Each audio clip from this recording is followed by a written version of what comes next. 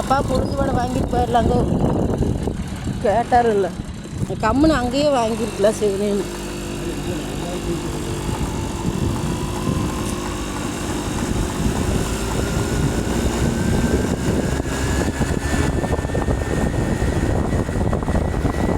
இந்த ஒரு உளுந்து வடைக்கு எங்கெங்கே நின்று பார்க்குறதா இருக்குது.